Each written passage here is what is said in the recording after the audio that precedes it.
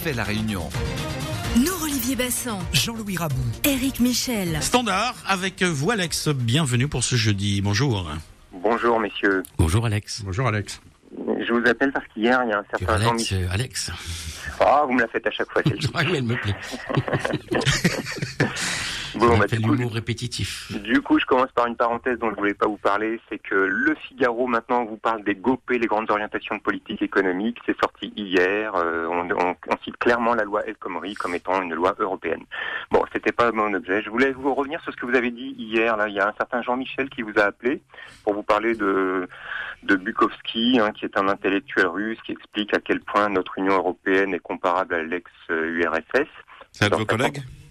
Non, justement, voilà, je veux dire, non, mais on l'invite à rejoindre la résistance, évidemment. Voilà. Rejoindre la résistance, carrément. Voilà. Alors, à l'antenne, vous avez évoqué l'Union économique eurasienne, qui était initiée par Poutine. Et ça a été inauguré il y a 2 ans, avec pour l'instant 5 États, la Russie, Biélorussie, Kazakhstan, Kirghizistan et Arménie. Comme son nom l'indique, il s'agit seulement d'une union économique.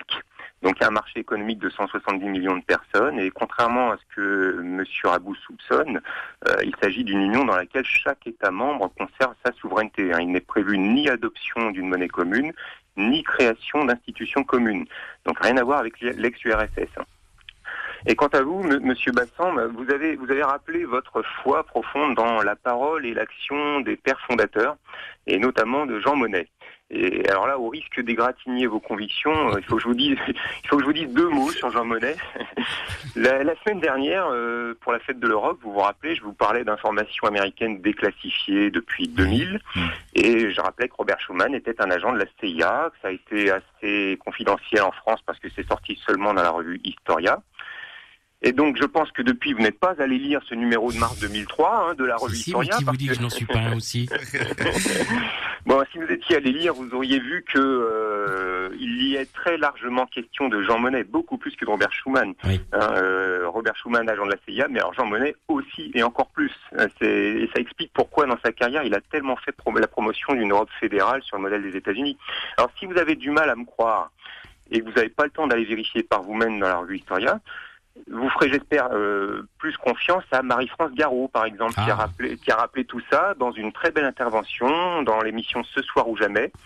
C'était, j'ai noté, le 10 mars 2013. Voilà, vous pourrez la retrouver, c'est assez intéressant. Et si vous n'avez qu'une minute à consacrer à la recherche de la vérité... Vous avez toutes les solutions, en tout cas. Vous avez toutes les vérités, surtout. Je vous donne des pistes. Si vous n'avez qu'une minute à consacrer, je vous invite à faire une toute petite recherche basique sur Internet et vous cherchez ce qui était un fameux Adolf Heusinger. Oui. Ça s'écrit H-E-U-S-I-N-G-E-R. Vous allez voir que pendant la Seconde Guerre mondiale, il était officier général de l'armée allemande, qu'il a participé aux décisions stratégiques. Il a notamment été chargé de préparer l'attaque de Stalingrad. Bref, c'était un parfait nazi. Et pourtant, entre 1961 et jusqu'à sa retraite en 64, cet homme, il a été président du comité militaire de l'OTAN. Alors militairement, ça peut se comprendre parce que dans les années 60, l'ennemi désigné, c'était le pacte de Varsovie. Donc quand on a sous la main un général qui a préparé Stalingrad, qu'est-ce qu'on peut rêver de mieux comme chef de l'OTAN ? Mais quel symbole tout de même, un ancien nazi à la tête de l'OTAN, et je vous parle pas là aujourd'hui parce que j'ai pas le temps de Walter Hallstein, c'était un juriste nazi qui a monté le projet de construction... Ça sera la suite de l'épisode de voilà. demain. Mais en 2 mots, il a monté la construction de projet européen pour le compte de Hitler et Mussolini, et il est devenu premier président du comité de la Commission européenne en 58, et donc De Gaulle a fait la chaise vide. Pour finir, comme je vous le dis, il y a beaucoup d'origines nazies dans la construction européenne, et que moi, dans la vie, je suis ingénieur structure dans le domaine du bâtiment. Donc je me permets un petit dicton qui se transpose assez bien à l'Europe. Quand les fondations sont pourries, c'est même pas la peine d'essayer de réparer ce qui est au-dessus. Mieux vaut abandonner le bâtiment. Voilà.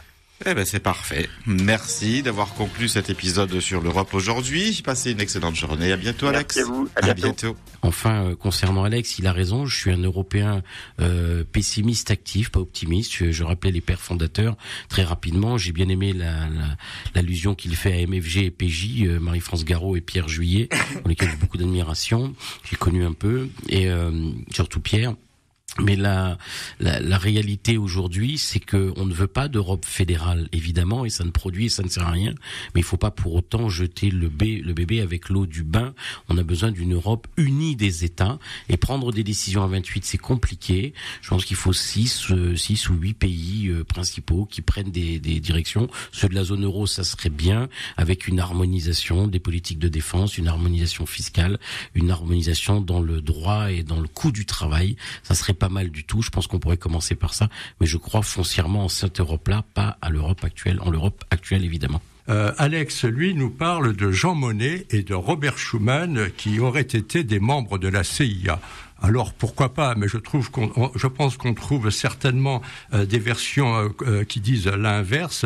On connaît tous Jean Moulin. Jean Moulin, pareil, a parfois fait l'objet de dire entre guillemets, où Jean Moulin n'aurait été qu'un affreux collabo, etc.